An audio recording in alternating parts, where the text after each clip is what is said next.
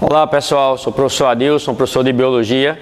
Vamos tratar agora sobre composição química da célula, especificamente agora composição orgânica. E quando se fala em composição orgânica, o primeiro composto a ser tratado é exatamente os carboidratos.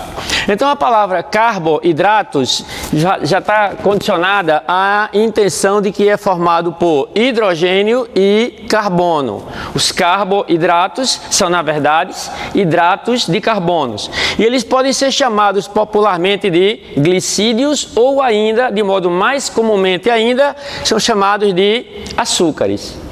Toda vez que se fala em carboidrato, deve-se pensar obrigatoriamente em duas funções. Quais são as funções atribuídas aos carboidratos? As funções são energéticas e as funções estruturais.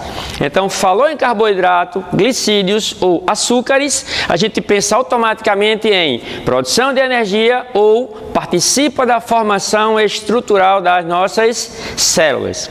Os carboidratos classificam-se em três grandes grupos.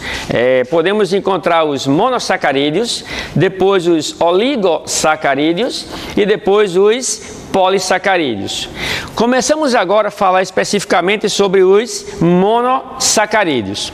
Quando se fala em monossacarídeos, tratamos de um açúcar, de um glicídio ou de um carboidrato constituído de 3 a 7 átomos de carbono. Então, para que eu tenha um monossacarídeo, eu vou ter um açúcar simples, que representa a unidade de açúcar, e ela é constituída a partir de 3 a 7 átomos de carbonos. Os monossacarídeos são chamados comumente de ósis. Então, para evitar que se diga monossacarídeo constantemente, podemos dizer simplesmente que estamos tratando de ósis. Seria um apelido dado aos monossacarídeos. Como eu tenho monossacarídeos formados a partir de 3 a 7 átomos de carbono, nós podemos encontrar as trioses. Tri seria exatamente o monossacarídeo formado a partir de 3 carbono.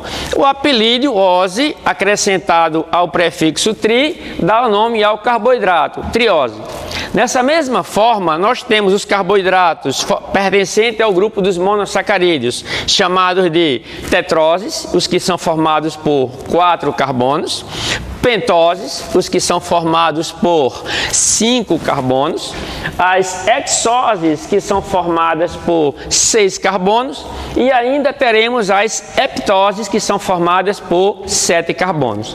Para nossa sorte, quando se trata de monossacarídeos, apenas 2 grupos dentre os monossacarídeos têm importância biológica para nós. Quais são esses grupos? As pentoses e as hexoses. E são exatamente esses por terem a função estrutural ou a função energética. As pentoses, elas representam para nós os monossacarídeos com funções estruturais. Então a gente encontra como representante a ribose e a desoxirribose. A ribose participa da constituição estrutural dos nossos RNAs, dos nossos ácidos ribonucleicos, que são os nossos formadores de proteínas.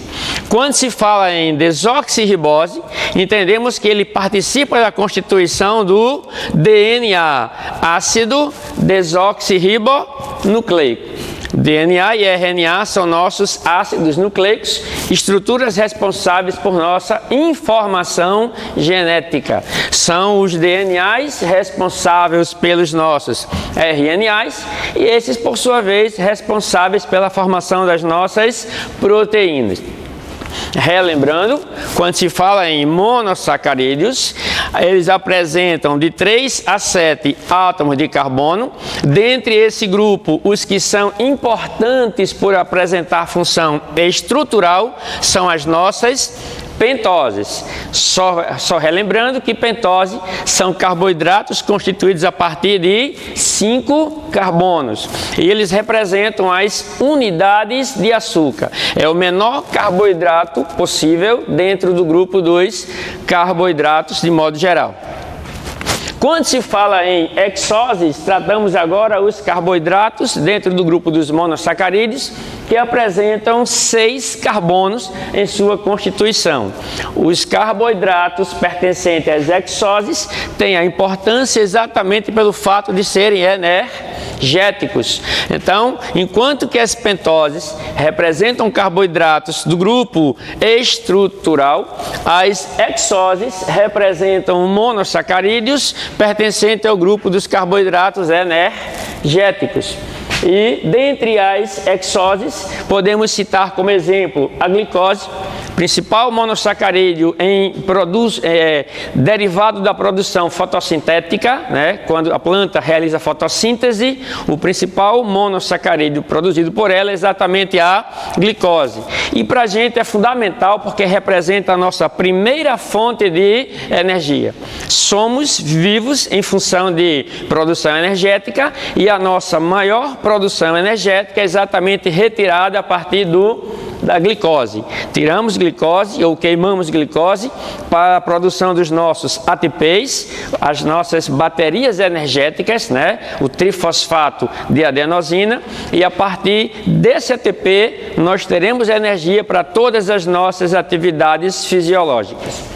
Além da glicose, podemos citar também a frutose, que é o carboidrato essencial produzido pelas frutas, encontrado basicamente nas frutas, e encontramos também a galactose, uma exose encontrada no leite.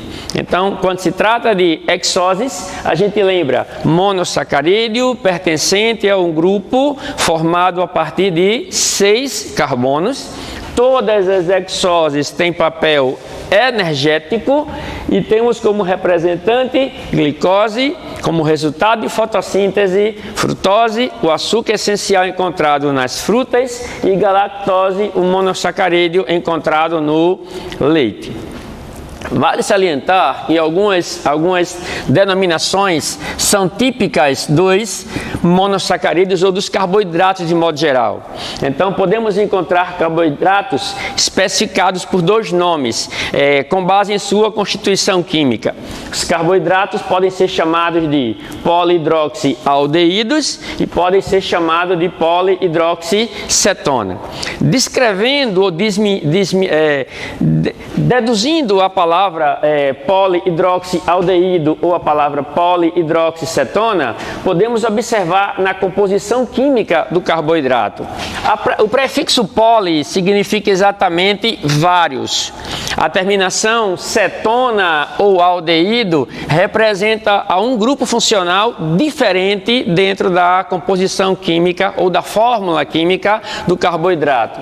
Vocês reparem que todos os carboidratos em questão apresentam uma fórmula química baseada em 3 elementos: carbono, hidrogênio e oxigênio. Quando a gente tem uma terminação, um carboidrato terminado em carbono, oxigênio e hidrogênio, esse grupo funcional diferente dentro do carboidrato representa o grupo aldeído. E quando se tem o grupo diferente, carbono associado ao oxigênio, temos um grupo chamado de cetona. Então, o que é que diferencia quimicamente um do outro? O grupo funcional, se é aldeído ou se é cetona, carbono ligado a oxigênio ou carbono ligado a oxigênio mais hidrogênio. E dentro da sua composição, encontramos aqui vários grupos iguais, representados pelo OH. O oxigênio, associado ao hidrogênio, forma um grupo chamado de hidroxila ou oxidrila.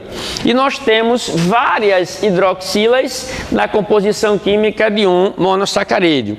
Eu tenho aqui várias hidroxilas na composição química deste outro monossacarídeo. Esse daqui é considerado um polihidroxicetona. Poli significa vários. Hidroxi se refere aos grupamentos hidroxila e aldeído, grupo especial diferente. Já aqui eu tenho uma polihidroxicetona. Poli se refere a várias, hidroxi ao grupamento hidroxila e o grupo diferencial cetona.